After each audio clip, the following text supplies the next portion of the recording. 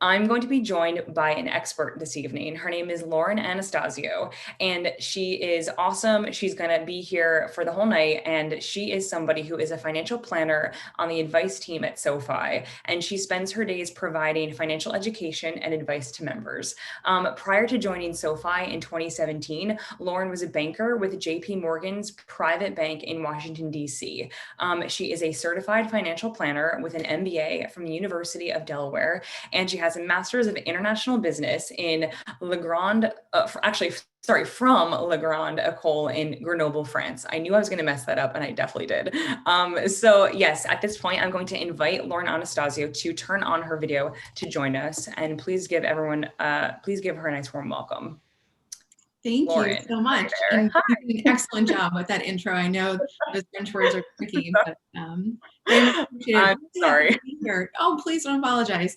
I lived there for a real long time and I still don't speak French, so free pass for yeah, thank you for having me. I'm so excited to be here. I love everything that the Financial Diet does, and I follow you on Instagram, and I was super pumped that we were collaborating. And I just am thrilled to be able to speak to this audience and be able to answer everyone's questions tonight. Sweet, cool. So yeah, I mean, I gave you a little bit of an introduction with your time at SoFi, but is there anything else that you want to speak to about that in particular? Yeah, so I know the audience may not be familiar with SoFi, but just for context, we are a personal finance company, but a little bit different than what you might be used to. We pride ourselves on helping our members truly get their money right. And one of the ways that we do that is by offering complimentary access to certified financial planners like myself. So there are real human beings on the other side of the mobile app that you use, on the other side of the website, who are there to offer you guidance and advice in an objective fashion. So in our partnership, we are offering complimentary sessions to all of the attendees this evening, which I'm very excited about. So there will be follow-up details as to how you can schedule a one-on-one conversation with a certified financial planner like myself.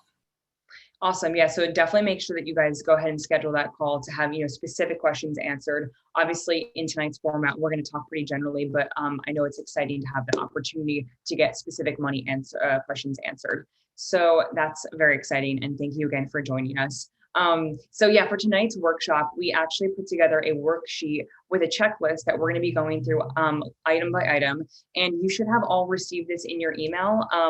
So if that's something that you did not receive, be sure to look out in the chat, because I think my colleague Saeed is going to be in there generally answering questions for the evening.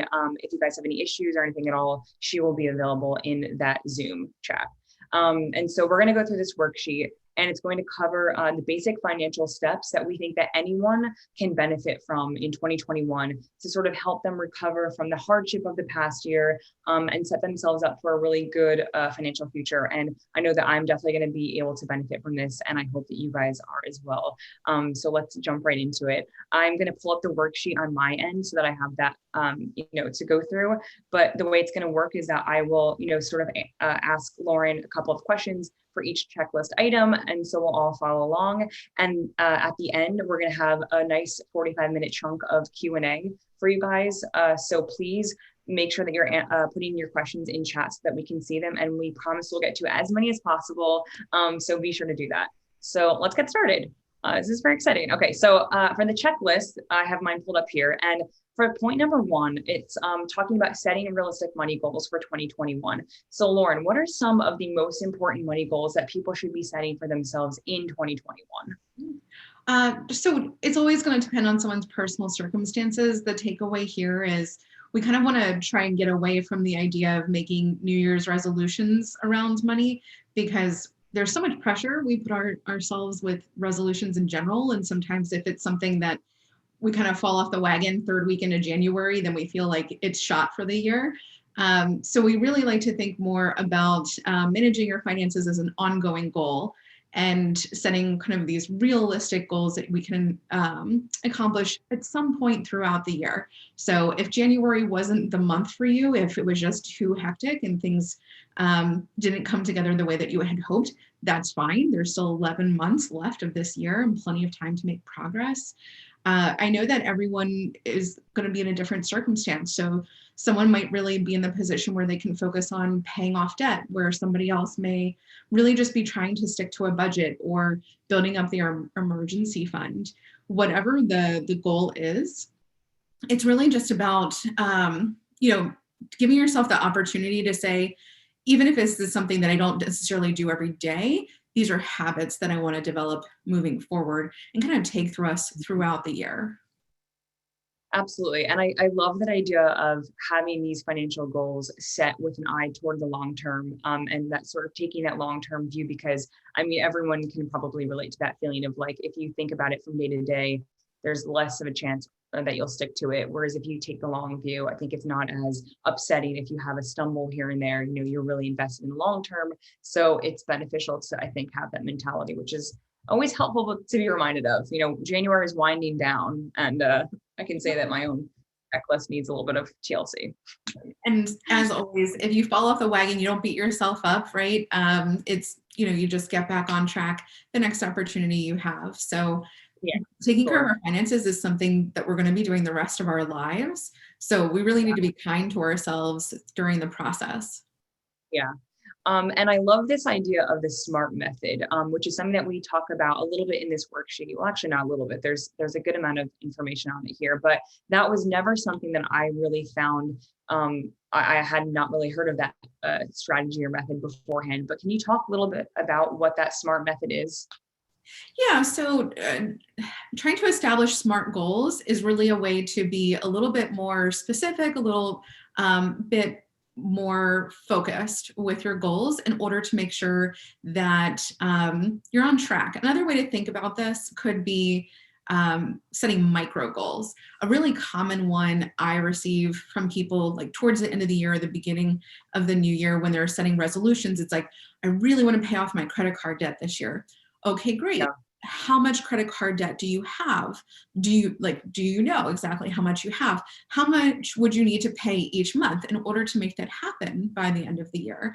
And breaking those goals down, whether you're using the SMART method and you're saying, okay, specifically, I want to pay off my credit card debt.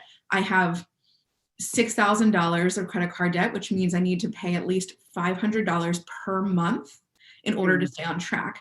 So you're measuring your progress each month. You have a very specific dollar amount tied to it. And that allows you to know, am I on track? So that whether you're in February or November, you know if you're on track to accomplish that goal or not.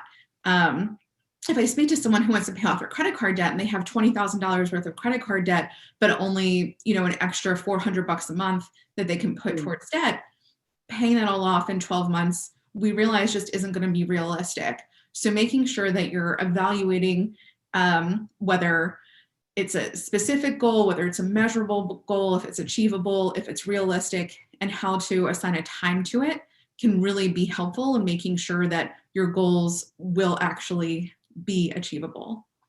Yeah, I love that. It's funny because the first time I had heard about this method, I wasn't using it for my finances. I was actually using it for business stuff, for TFD. And I was realizing like, why were certain milestones not getting hit? And it was because I wasn't creating like specific enough goals with these different sort of like points that I need to hit in order to achieve them.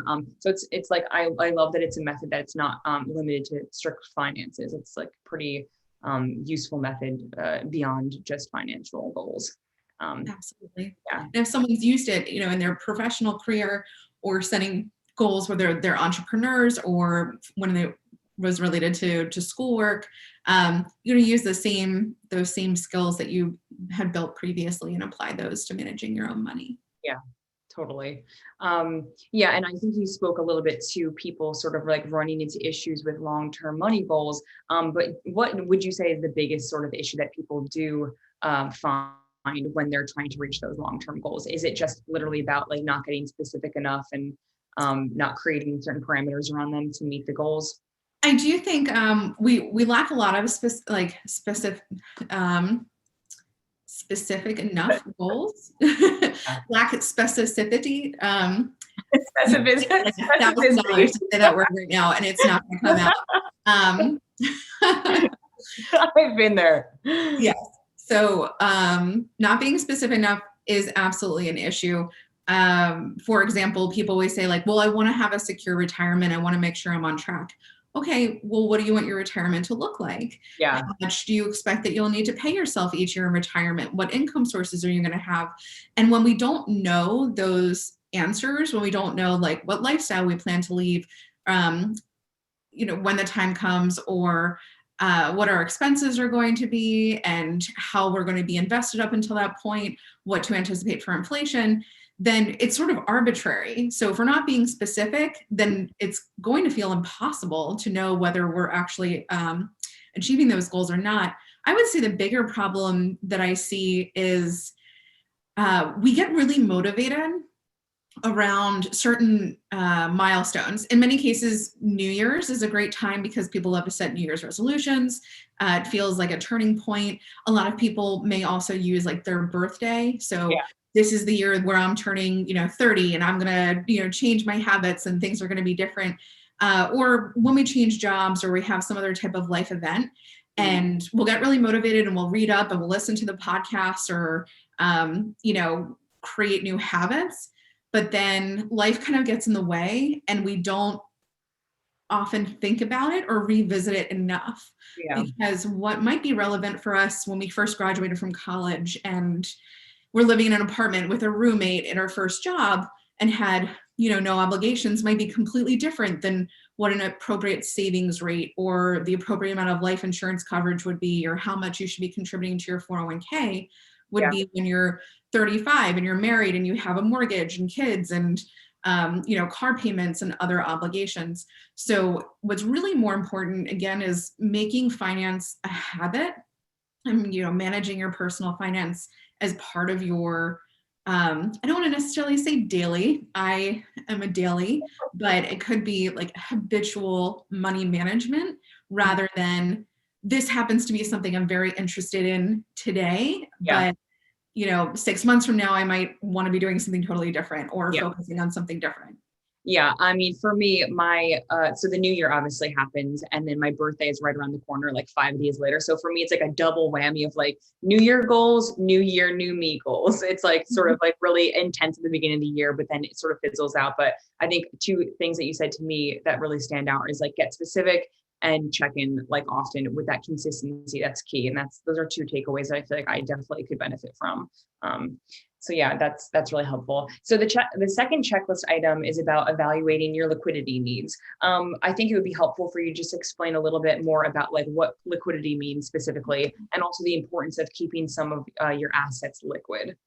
Sure. So when we use the term liquidity, we really mean to cash or cash equivalents. So this doesn't necessarily need to be like money that's under the mattress or in a duffel bag somewhere, but money that's in like a checking or a savings account, or if it is in an investment account, it's uninvested or in some type of like money market fund that's very, when we refer to something as being highly liquid, it means it's easily exchangeable for cash. So it's something that you could like sell out of very quickly. So a money market fund that you can exchange same day is highly liquid, whereas your personal home, like your property or a piece of real estate, is not very liquid because you need to put it on the market. You need to find a buyer. You need to go through, like months of transactions and in order to make that exchange. So when we talk about liquidity, it's not just a matter of having assets or savings. It's a matter of making sure that you have easy access to money that's not invested and that's not taking risk. Sure. The reason that this is so important is cash is always going to be queen as far as I'm concerned. We do have to worry about having too much cash, but we always want to have some. Whenever we find ourselves in an emergency, in some type of financial hardship, looking back to what happened last March when the pandemic hit and we saw so many people who were furloughed or laid off. At the same time, the market tanked 30%.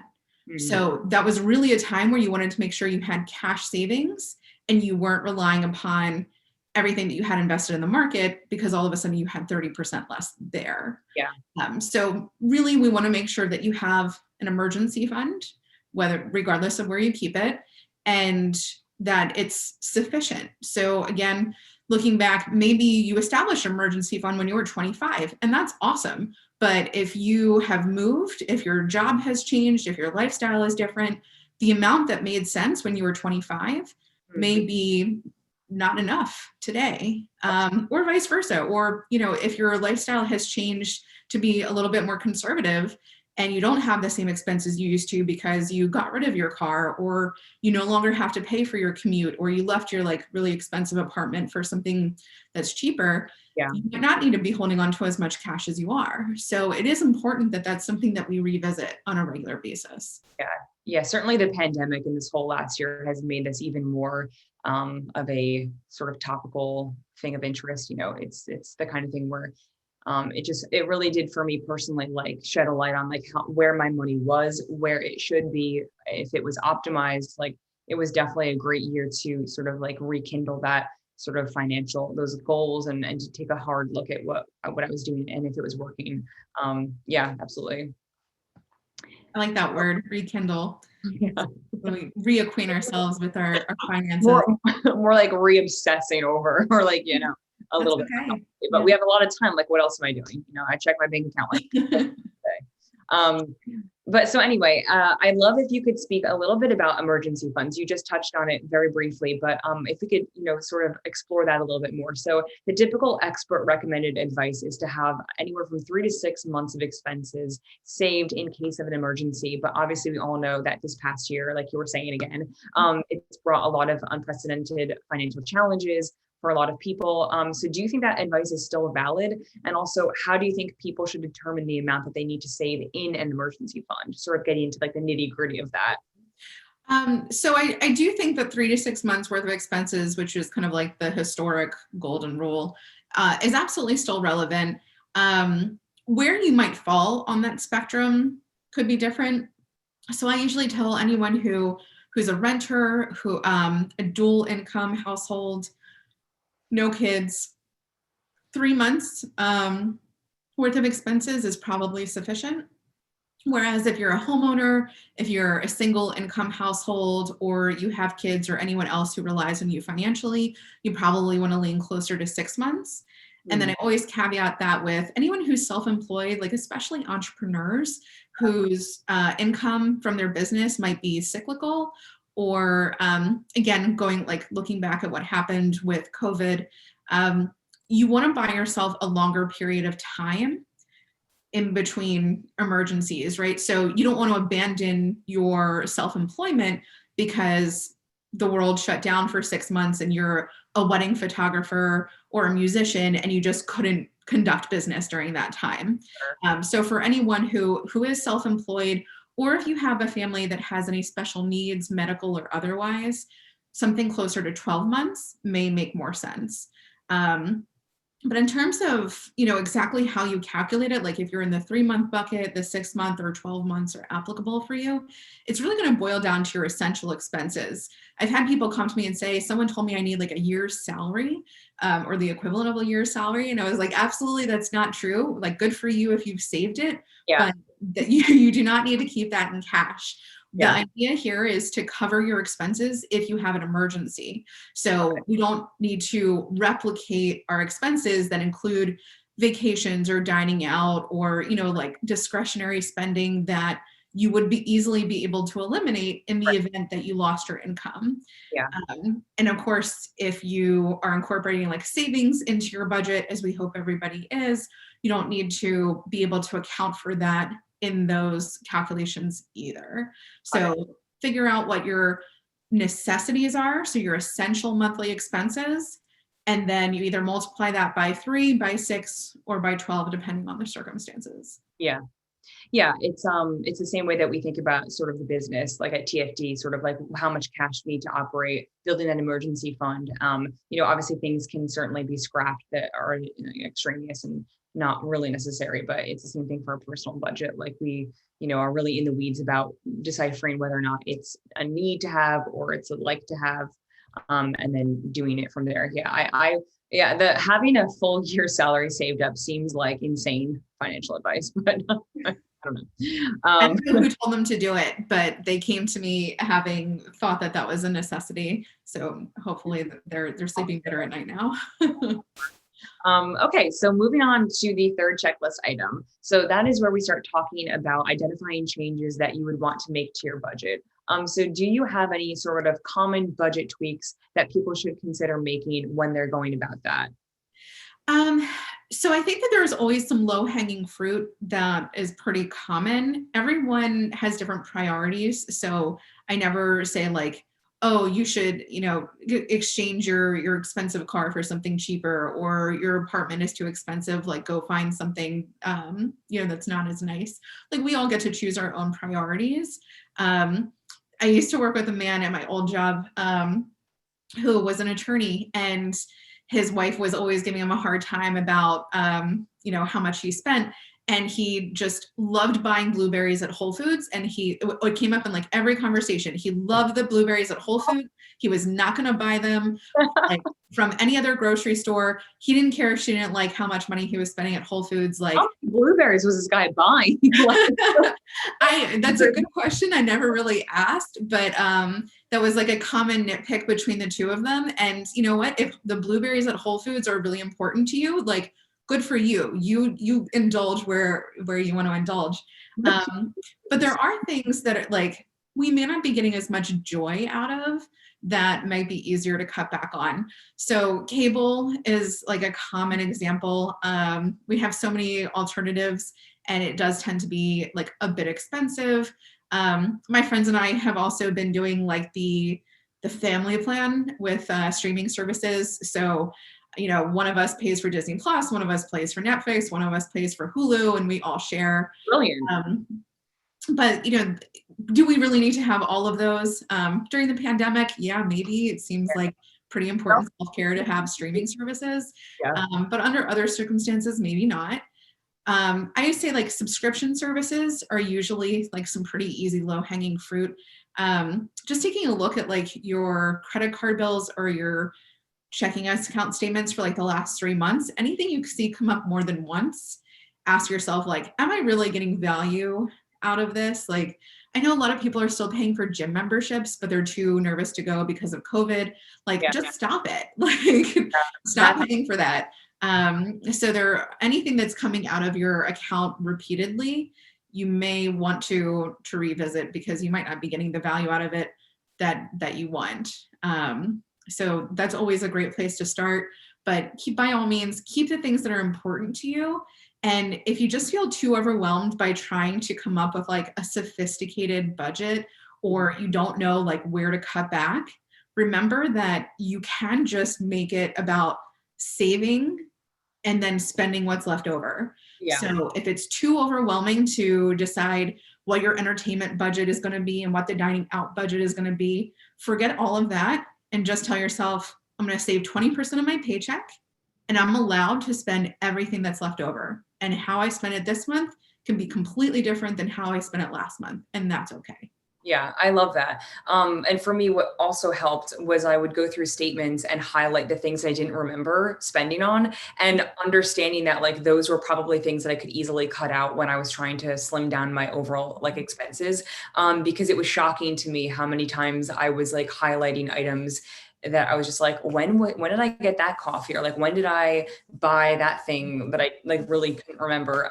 And that was to me like actually going through and physically highlighting stuff for me was like a brain hack. And once I started doing that, it was really easy to see what I needed and I didn't need.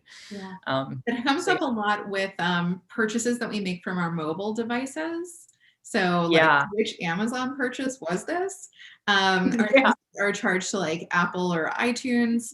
But, we just went through a whole session recently about, trying to avoid impulse shopping on your mobile devices and kind of just like online shopping in general. When we're stuck at home and we feel kind of bored, it has become unbelievably easy for us to spend money without moving. Like, you don't even have to like go to your wallet and get your credit card anymore and type it into the computer. Like, it's become easier to spend money without realizing it. Yeah, I mean, I, for one, have never had any sort of credit card information saved on any website, or, I mean, one, for security reasons, because I'm just like paranoid. But secondly, like it's just that physical like need to get up and go get my wallet or credit card and come back to my computer usually keeps me from spending. And I feel like if I'm just like, oh, I don't really need this thing, but if my like bank information or like my credit card information was stored, it would be a whole heck of a lot easier to just be like purchase. So I don't keep any of that information saved, and that sort of has helped me. But Good. Yeah. That's always one of the popular tips. Turn off the one-click buy. yeah, for sure. Okay, so yeah, moving on to the next item.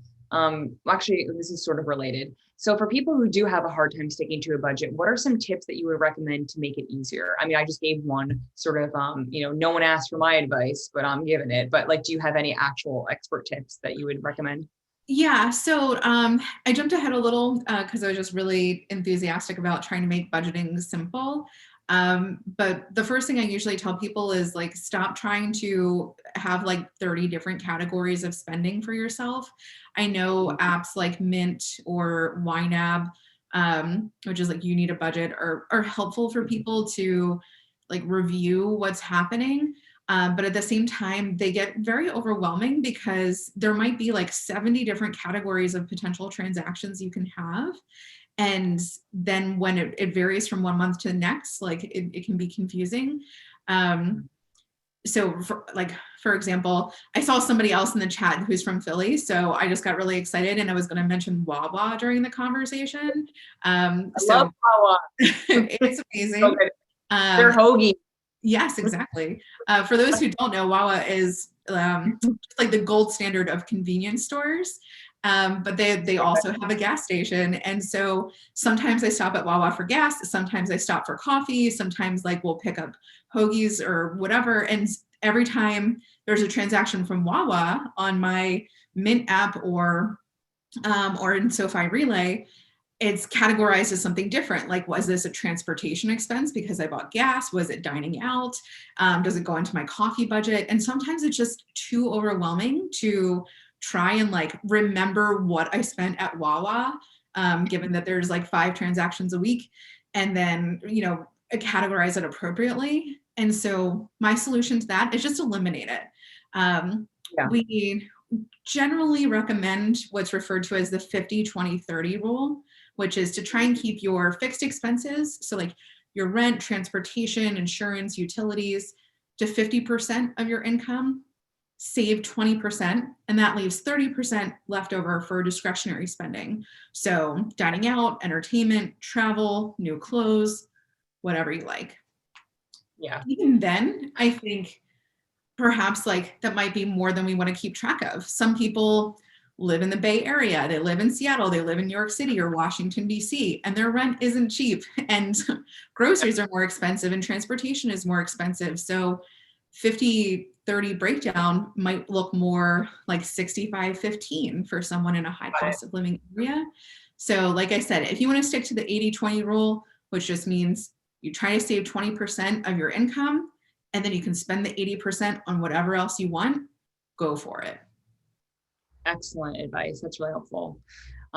Also, the chat comments have not rolled in faster than when we were talking about Wawa. People really? are very I grew up right down the street from Wawa Farms. I feel so proud. Okay, cool. So then approaching the 4th checklist item, which is all about tax season. It's going to be here sooner than we all think, which is equal parts scary, but then relieving because I love when it's done. But then what are some common misconceptions that people have about taxes? Yeah, so this has been coming up a lot lately, understandably, because it's a new year and a lot of people are used to beginning to file their taxes now, or they just started getting tax documents from their employer.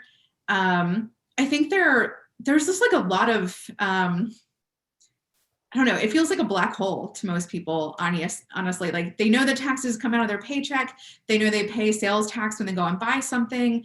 They know that, they pay property taxes if they own a home, but they don't understand like what types of taxes they're subject to and when they happen and what percentage they pay and why. And so just having like a grasp on like income taxes, what types of income do I pay taxes on and how are they taxed? Investing, for example, like we have so many new investors in the world in the last year, and they are learning everything for the first time. This will be the first tax season that most investors are going through. And the reality is there's 3 different types of income that you can earn through investments, and they're taxed differently. So you can have interest income, you can have dividend income, and you can have capital gains. And your capital gains tax rate is going to be dependent on whether you held that investment for less than 1 year or longer than a year. And so there's just, I don't know that there's necessarily misconceptions, but there's just a lot of confusion. And unfortunately, it's one of those arenas where it's kind of like the status quo is sort of just like, let somebody else take care of it and you take their word for it. So I guarantee you, like, I don't know if we have the ability to raise our hands in this Zoom, but for anyone who has experienced that even their parents or the way that they grew up seeing like they turn all of their documents over to somebody else that they pay a fee to in order to tell them, here's how much you owe, or this is the refund that you're entitled to.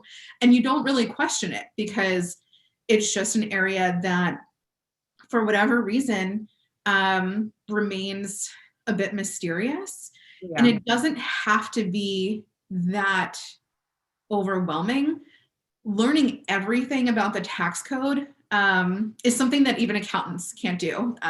Like my father-in-law is an accountant, and he goes through like 80 hours of continuing education every other year. So they're constantly trying to stay on track, but that doesn't mean that you can't understand, like, what does my marginal tax bracket mean? And does that mean that I'm paying 24% on everything or only part of my income? And what does it mean to itemize my deductions, and what types of deductions could I itemize if I were eligible? So there are ways that we can like break out the mystery of taxation and learn like bite-sized chunks that would be applicable to us that may help us make better decisions. I think that's a really useful thing to just say out loud to people so that they don't feel like they're completely, like, well, I don't know, for like not knowing all these tax things. Like even professional accountants need to be constantly refreshing their skill set and learning stuff because it's like, it's a lot. And I think it's totally normal to feel a little bit overwhelmed by it. But there are things that we can do certainly to make it a little bit easier on ourselves, which brings me to my next question, which is, do you have any sort of good tips for people who to help them more easily prepare for tax season? So it's not like so much of an added stress. Anything sort of specific about, preparing their files or whatnot, any specific tips? Yeah, so for filing for 2020, the best thing that you can do right now is just to make sure that you have all of your documents in order. And if you're used to filing really quickly, there is value to waiting and making sure that you have everything that's coming like your way. And then just making sure that you file on time. Sites like TurboTax and H&R Block, well, what they offer is super helpful. Like they can't wait for you to file so that they can collect their fee. And, they're going to entice you to do it as quickly as possible by dangling a potential refund in front of you. And I understand 2020 was really hard, and regardless of the year that we're filing, this is money that we basically had over withheld, and that the government is holding on. So of course we would want to get that as quickly as possible. But I do have a huge concern, especially this year, that for anyone who was a new investor in 2020, if you bought or sold stock last year for the first time, you are going to get a 1099 for your investments. And those usually don't come until mid to late February. So if you're just waiting for your W-2 and like a 1099 from your bank because like you earned interest on a savings account, which by the way, if you earned interest on a savings account in 2020, good for you. Like tell me what bank you're using. But like trying to resist that urge to file quickly because you want to get that refund as quickly as possible, and waiting to make sure you have all of your documents is so important. Believe me, if you get something that you don't wind up incorporating in your return, that you wind up impacting your taxes and you have to file an amendment, that is a huge pain in the butt. Yeah. I personally had to go through that years ago for something that was like an error in a filing, and it costs a ton of money to go through it.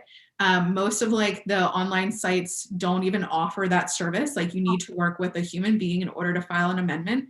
And trying to like claw back money from the federal government or the state government that you might have overpaid is a nightmare. So believe me, it's worth waiting like an extra 6 weeks to file than doing it too soon and then realizing that you left off a 1099 or something. Yeah, that's a very good point. I guess it's always better to take time rather than rushing through and submitting something with potential errors. Yeah, it's good. That's a good call. So yeah, just moving on to talk about sort of good habits. In the worksheet, we start exploring, asking yourself that sort of question about good financial habits and taking sort of a clear-eyed look at those. So would you say that there's anything like good budget-friendly habits that anyone can practice that would be applicable for anyone to help them have those and reinstate those good habits? Yeah, so I think there are plenty. If I try to like narrow down a few, one would be to make sure you pay yourself first. So whether you're able to follow that 80-20% rule or not, saving first and then spending what's left over is far more effective than spending what you feel you need and then saving what's left over in your account at the end of the month. Without a doubt, for anyone, regardless of how much money you make, paying yourself first, always a wise decision. Also, like, I know that it might feel boring to go back and review and like see what you've spent. But it is extremely valuable to reflect on what you've spent and see like how much joy your spending has sparked in you. So to your point, like if you go through your statements and like highlight things that you don't remember spending, that can happen even like with big purchases. Like I love to travel, and prior to COVID, I would, make it a point to try and travel internationally as often as possible.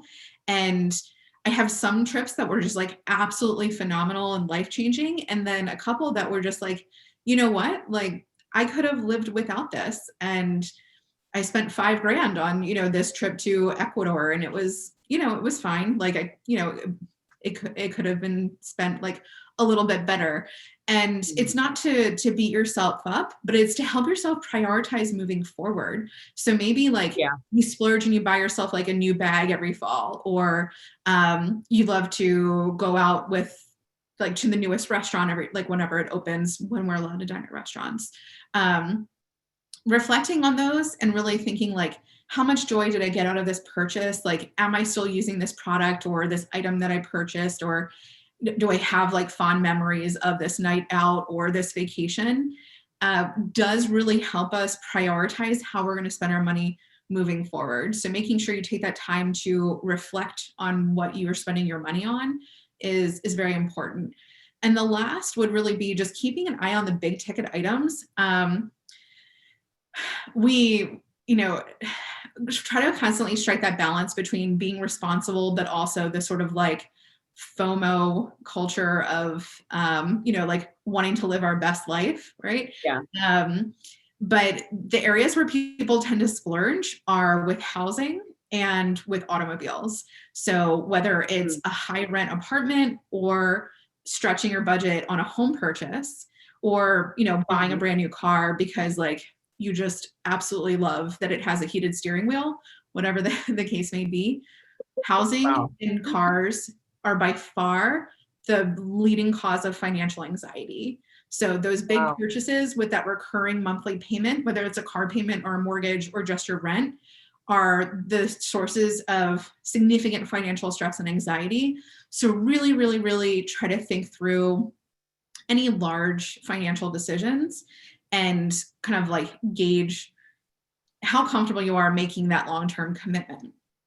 Yeah, that's so true, because it really is like a recurring payment for the long term.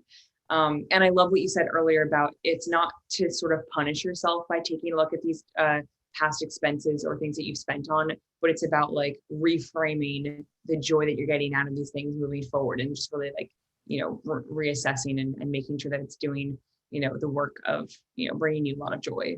That's, I think, a great way to think about it. Okay, well, I have two more questions for you. We are running a little bit out of time, but because we want to leave a bunch for the Q&A, but let's talk about insurance, which is so exciting. What are the main types of insurance that people need to consider getting? I don't know. Yeah, that's like a so the reason that I bring this up is so one, very personal to me. I'm going through like some pretty significant life changes this year. My partner and I are expecting our first child in July. Thank you very much. And that, among, like other very common life events that people have been going through, we saw a ton of first-time home buyers in 2020, a lot of people getting engaged recently, or planning weddings, and all of those events are really so wonderful, but like the perfect justification for making sure that you have life insurance, making sure you have enough life insurance. And we also see the highest number, or like the highest rate of unmarried couples who are purchasing real estate together. And that's absolutely fine. My fiance and I like lived in our house together before being married. But it's just uber important that if you go through that process before getting married, that you remember it's just as important to have life insurance, because if something happens to you or your partner, that you don't want to be out on the street because all of a sudden all of those obligations are yours. So life insurance is vitally important when you hit certain life events. Not for everyone necessarily. Don't let someone sell you like a whole life policy or something really sophisticated. Term life insurance is more than appropriate for most people, and you don't need it at like an obscene amount of coverage. But keeping in mind that if you have debt, like if you have student loans or you have a mortgage or you have some credit card debt, like making sure that whoever is taking care of your estate, should you be gone, like just leave them enough that like they're going to be able to cover the necessities. This is important. We want to make sure that we're adequately insured in general. Like COVID has really been very scary for everyone. So while, we hope to be able to stay healthy and avoid circumstances wherever we can, it has caused a lot of people to like reevaluate whether they have the right health insurance coverage. So I know it's really easy if you are with the same employer year after year, when open enrollment comes around, to just stick with what you have, but it is worth like going to those HR meetings, for an hour a year and just reviewing like, is this still the right coverage for me? Like, have my circumstances changed? Do I think I'm going to be going to the doctor more often or less often? And just like, it's a very adult thing to pay attention to. And I know it's not super interesting, but believe me, it's like the best favor you can possibly do for yourself and the people that you care about is making sure that you have the right insurance. Yeah, that's actually, so the second question I had for you, you answered it already, but it was going to be talking about, like a lot of people who are young and or single, they don't think that life insurance is super important, but it is something that people do need to be thinking about. And I do think it's the kind of thing where you want to always make sure you're covered. And it's not the kind of thing that you want to just put off, but that it's like an active thing that you're thinking about. I mean, it does feel very adult, but like, if COVID has showed us anything, that it's like, that's something to think about sooner than later, which is sad, but it's a morbid topic, but that's, it's important. It's very important. And another way to think about it is just like, you're showing how much you care about your loved ones. By making sure that this is like one less thing that anyone needs to worry about if something happens. So like basic estate planning. Well, brag to your parents that you're like a very impressive adult. Yeah, you get some super, like, those are like some serious bragging points to be like, you got that covered. Real. Well, thank you so much for going through that checklist. It was super helpful to hear all of your answers about the specific things I wanted to touch base on. But now we do have a good chunk of time left to take a bunch of questions from the audience. So I'm going to allow you to just take the lead and scroll through the Q&A and answer what ones you feel are the most important. We do have, it seems like 133 of them. Are you seeing that same? Yeah, we're clearly not going to get to all of those, but you're able to inching closer so I can I know get a just good face look to at the all of screen. them. And if I know that I'm not going to be able to get to all of them, so I'm apologizing in advance. I'm just going to try to knock them out of how the best I can. Okay, so I have no debts or loans right now. Absolutely awesome, Anonymous. What's the best way to grow wealth in the long term? I have an emergency fund, match 401k, max out Roth. Absolutely awesome. Like, you're doing amazing, amazing things. There's no such thing as saving too much for retirement. So while getting the match is important, if you are already maxing out a Roth IRA, it is worth seeing if you can afford to up your contribution to your 401k beyond the match. So we do recommend trying to save around 15% of your income for the purposes of retirement. And depending on your income level, that might mean going above and beyond the match minimum. So any tax sheltered account, which would be your Roth IRA, 401k, HSA, FSA if you use it, 529, a taxable investment account would be the next step. So that's really a catch-all for all additional savings that wouldn't be cash or wouldn't be tax sheltered. So the best way is just to be in the market and to continue to save as well as you have. So super impressive. Moving on, what are tools that you can use to think about financial needs for retirement? It feels really far off. Oh, hopefully it always does.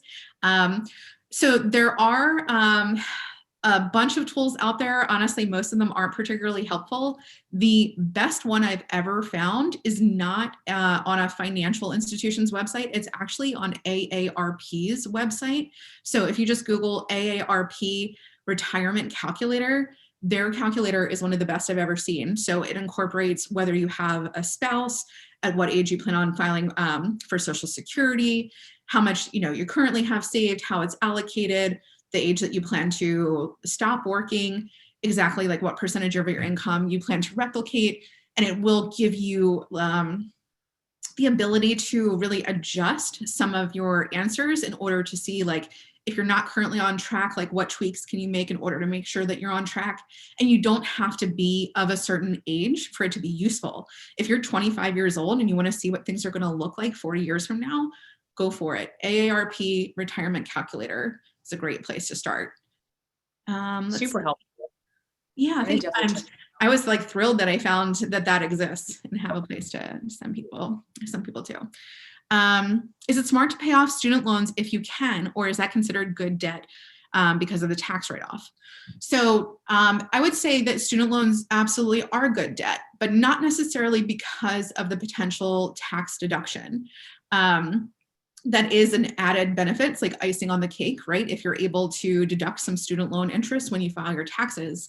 But student loans in general are considered a good debt. I know we hate them. Nobody wants to pay for their education 10 years after they graduate, but they're low interest rate. They're on an installment, which means as long as you make the minimum monthly payment, you will pay it off in full within a fixed amount of time. It helps you build credit. It's like looked upon very favorably to lenders. And typically with the low interest rates that you have, there is an opportunity cost, right? So you could argue that if you have student loans at a 4% interest rate, that you could likely invest instead of paying those down more aggressively and reasonably expect like a 7 to 8% average annualized return in the market. So your dollar is actually more valuable going towards investing. And if you're investing in a tax sheltered account like a Roth IRA or your 401k, that savings is compounded further. That's why it's considered good debt. So I do advocate for any good debt that you have, which also would include like a mortgage or a car loan. Again, any installment that's at a low interest rate. just pay the minimum, stick to the schedule. There's really very little value in accelerating that payment. But if you know yourself, right, this is where our sort of like financial behavior comes into play. If you're not going to invest the difference and you're more likely to spend it, like if I don't use it to pay off my student loans, I'm probably going to take an extra vacation, or I'm just going to order Postmates more often or something like that, then by all means make extra payments on the student loans. If you trust yourself to be disciplined enough that you will use the difference towards investing or other long-term goals, my guidance would be to go in that direction. That was a great question for me to hear. I have student loan debts, and this is something that my husband and I talk about all the time. Like if it's good debt, if it's, something that we should pay off more quickly, but that was super helpful. Good. Selfishly, that's helpful for me. The debate between saving and paying down debt is probably like the most common question that I receive in some capacity or another. And the answer is, it always depends on the type of debt that you have. If you're lucky enough that you only have good debt, let your other financial goals take priority. By all means. What type of account would you recommend depositing emergency funds to receive the greatest return while not in use? So I know that this is really tricky right now because of the world that we live in. High yield savings accounts are sort of an oxymoron these days. It is still way more important for your money to be liquid, easily accessible, and not taking any risk than seeking yield. I always say your return of your investment is way more important than your return on your investment. So making sure that you're able to get every penny back is a little bit more important when we're thinking about our short-term needs. So if you want to look for like a short-term CD, like a 3-month CD, go for it. They're usually not paying any more than like an online high yield savings account would be. It's just vitally important that you're not investing, but reevaluate how much you need to keep in your emergency fund. If you have enough that you would be covered for a rainy day, anything above and beyond that amount, absolutely feel free to invest. So just make sure that you're not holding on to too much cash. But what you do need for your emergency fund, the best interest rate you can find on a savings account is still going to be the best place for that. Someone asked about the deadline to schedule a one-on-one meeting with SoFi. There's no such thing. You will have a link on the checklist, as well as I believe in a follow-up email to be able to schedule with a financial planner. There's no deadline to do so. That link will be good for anyone who registered to attend this evening indefinitely. Another question about kind of emergency funds or savings accounts. At what point can you think of investment beyond a savings account? So there's really two things that we would want to see cash savings for. One would be your emergency fund, so that 3 to 6 months worth of essential expenses that you always want to have in case of emergency. And the other would be for any goals that you're saving for in the next 3 years. So it depends on what you're saving for.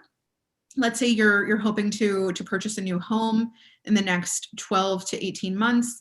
That would still be a scenario where a savings account would be your best bet. Is there potential to make money in the market during that time? Sure.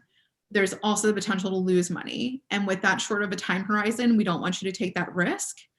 However, assuming that this is long-term savings or it's not necessarily earmarked for anything, it's just simple wealth generation, then any amount above and beyond what you feel you need to keep as an emergency fund, you can feel free to invest. What are your thoughts on hiring a broker to manage investments? So it depends on the person.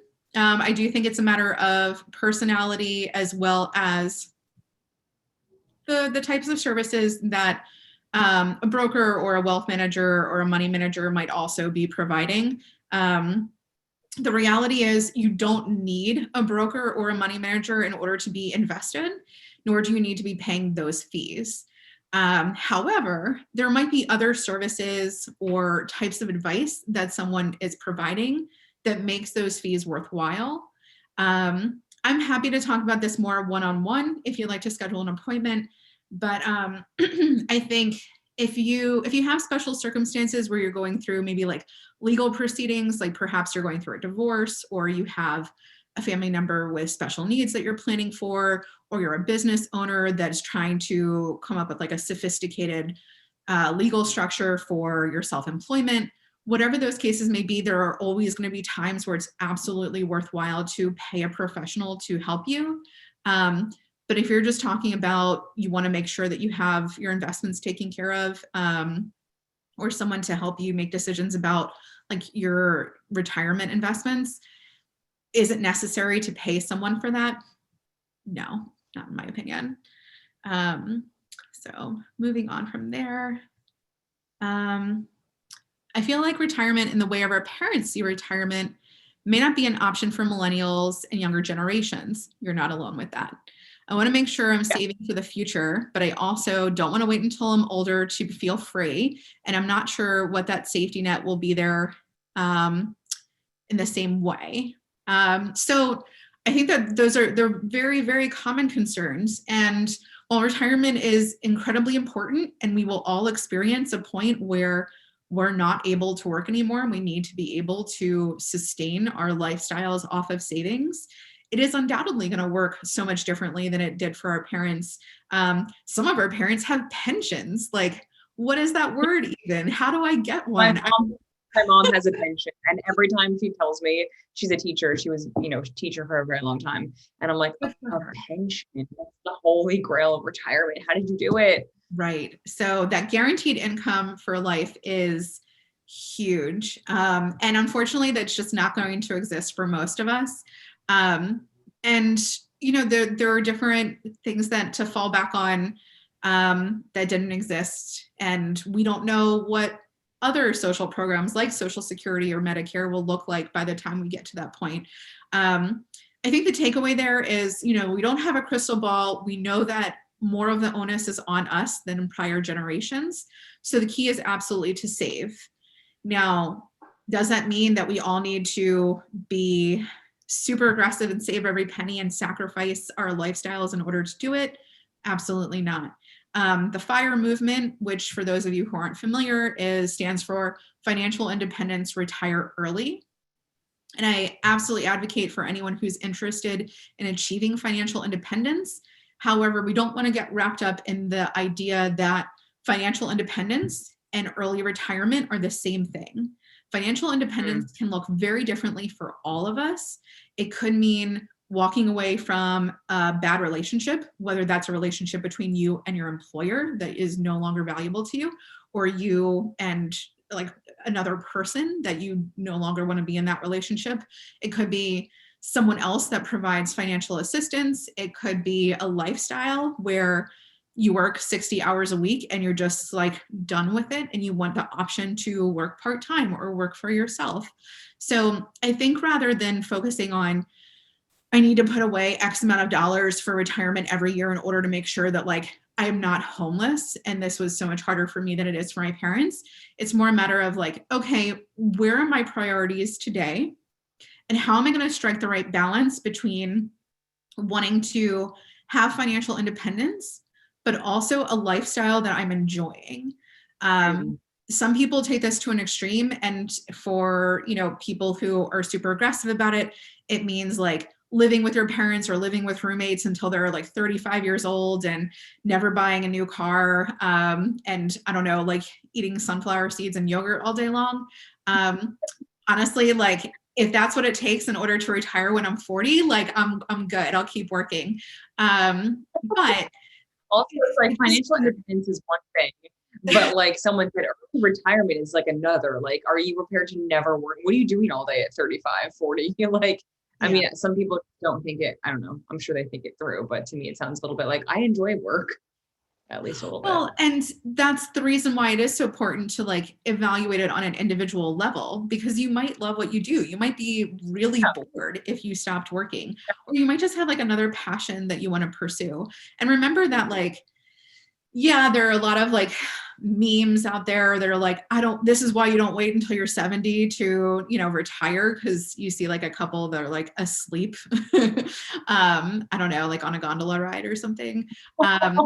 you can do things in the interim. Like you can still travel, you can take a sabbatical, you can like change careers and find ways to enjoy life before retirement and still plan for that too. It doesn't have to be all or nothing. It's truly a matter of like being reflective about the lifestyle that you want to have in the future and balance that with the one that you want to have today. And making sure that you're not sacrificing either end too much.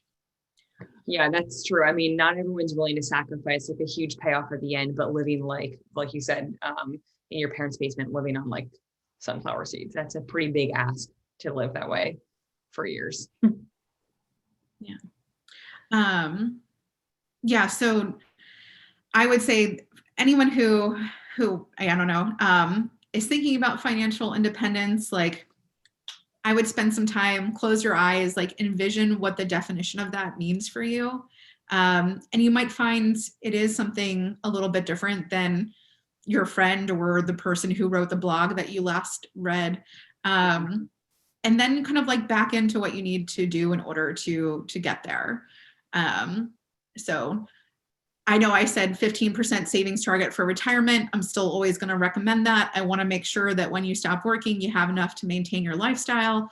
But, you know, it's all about where your priorities are and making sure that you're living a life that you want to keep living once you're retired.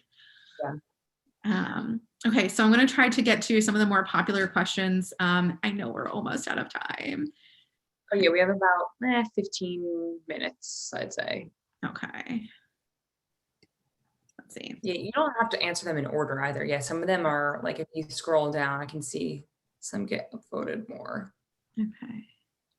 How can I begin investing as a beginner? And are there any beginner investing apps that one can begin with?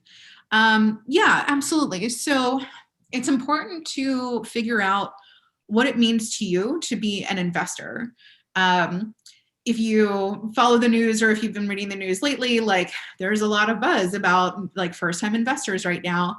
But it's important to know that like trading is not the equivalent of being an investor. And there are different account types that anyone can have, as well as different styles that you might prefer. So generally speaking, with any financial institution, there are two types of investment accounts that you can have. There's an active investment account or a brokerage account, which is self-directed. So this is something like if you opened up an account at E-Trade or Robinhood, where you can like pick and choose individual stocks and trade yourself. That's really appealing to people who want to be speculative or want to invest as a hobby. But the reality is most people who want to invest their money want to invest it because they know it's the best thing that they can do for their money, but they don't necessarily have the time, energy, or desire to spend like all day watching markets and like trying to figure out when the right time to buy or sell would be. And so for that reason, there's also like managed accounts, and that could be managed by a broker, by some other professional, or by a robo-advisor. So like SoFi's platform offers both an active investment account for people who like to be speculative, as well as an automated investment account for people who just like, I want my money to be invested. I don't want it to cost me anything. I just want it to be easy, and I want the peace of mind of knowing it's taken care of.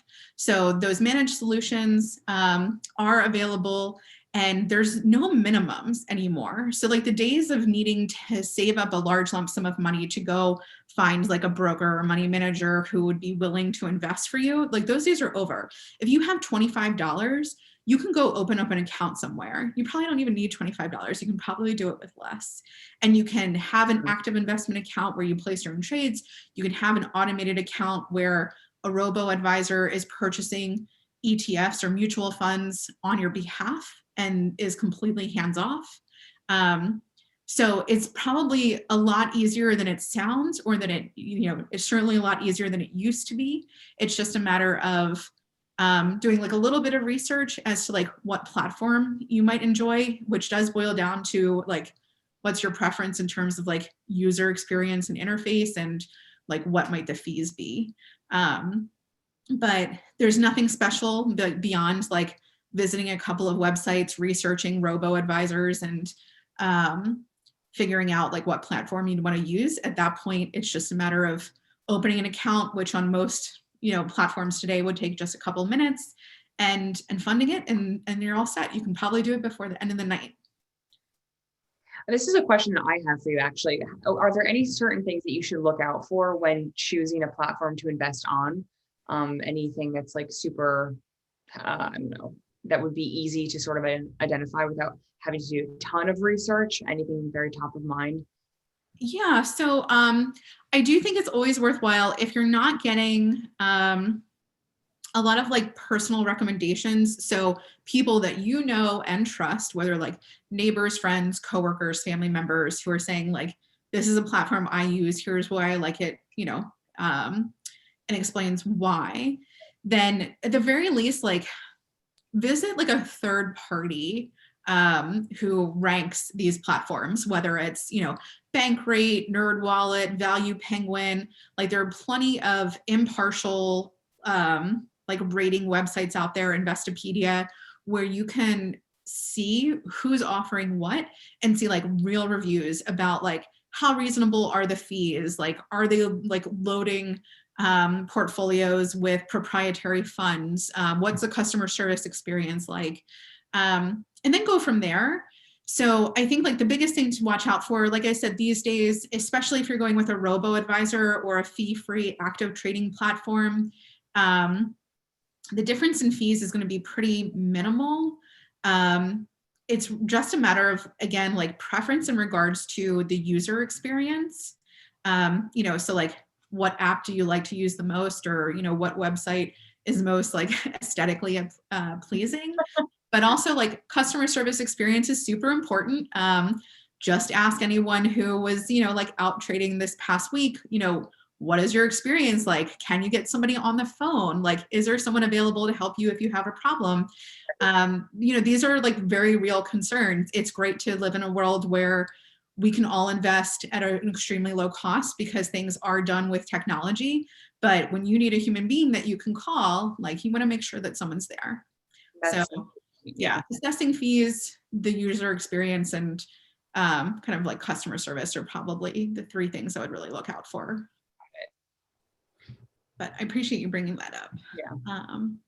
I haven't seen like a single question yet about what I like to order at Wawa, which is that's fine. So one of the questions was, should I pay off my student loans or wait to see if Joe cancels a portion of them? Good question. I really am also very curious to see what happens. Will we see student loan forgiveness this year? To be determined. What will that look like if it happens? We don't know yet.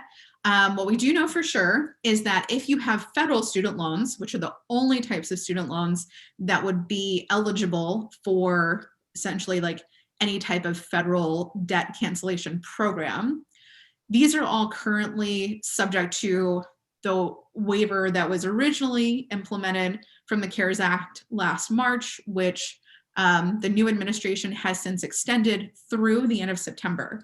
So if you have federal loans, that $10,000 in loans you alluded to are federal debt and would be eligible for some type of loan cancellation, that means they're also right now at a 0% interest rate, and payment like requirements are waived for the next 9 months.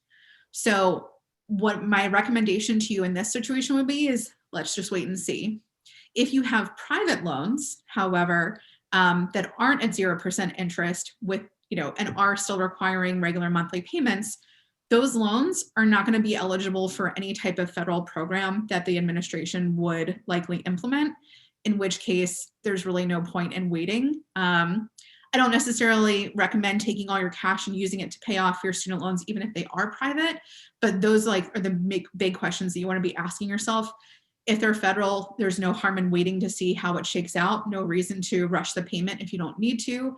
If they're private, we definitely want to make sure you're still making your regular on-time monthly payment, but there may be other good things to do with that $10,000. Or if you know you want to get rid of the debt and you realize it's all private debt and it's not going to be eligible for loan forgiveness, even if we do see that passed by the government this year, then no reason to wait. So fingers crossed for good things this year. I know. Okay. So this one, I'm going to try to get through.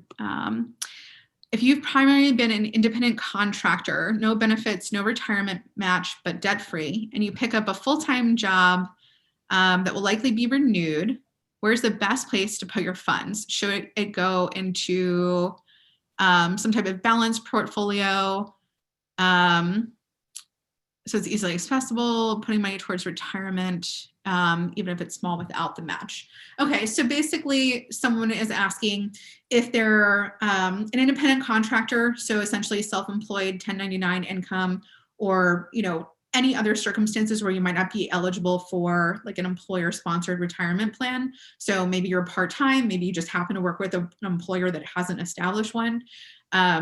Or you just don't meet the other criteria in order to be eligible. Still vitally important that we are saving for retirement. So options do tend to be a little bit more limited without that employer-sponsored plan, but anyone with earned income can still contribute to an IRA, whether it's a traditional IRA or a Roth IRA. You can contribute up to $6,000 for the year if you're under the age of 50. And that's true this time of year, even for last tax year. So every year before you file your taxes, you're still able to contribute for the prior year, which means we're in January right now. If you didn't contribute to an IRA in 2020, you could theoretically still put in $6,000 now for 2020, as well as $6,000 for 2021. So you could theoretically save $12,000 in a tax sheltered account that's specifically designated for retirement. Since you don't have access to an employer-sponsored plan, you are eligible to deduct what goes into a traditional IRA, even if your income is above the traditional threshold that would prohibit you from doing that. The Roth, of course, also an option.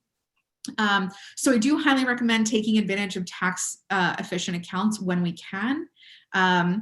If you have continued self-employment, you may also want to discuss with a tax professional the possibility of having a Sep Ira, SEP IRA. These are special IRA accounts specifically for those who are self-employed, and the contribution limits are much higher, and the deductions or the contributions that you would make to that account go against your self-employment income. So it's actually a tax benefit in multiple ways. So just another endorsement for finding a tax professional to help you with making really strategic decisions throughout the year, not just someone that you hire once a year to help you file. Okay. Probably have time for like two more questions because so much pressure. I know you're doing an amazing job. So Stephanie says, this year I kept up with my goals. I should be debt-free by the end of the year. I'm excited, but worried I might fall back into bad habits with the extra money once I'm not putting it towards debt. Do you have any tips? What are some good ideas on making my money work for me instead of spending on unneeded things? So Stephanie, super impressed, like all the way around. If one, you're on track to pay off your debt after the year that we had, good for you. That's amazing. And two, you're being really proactive in your thinking, which is extremely admirable. I think, look, there are a couple of things that you can try to think of doing now to avoid the temptation to like get off track.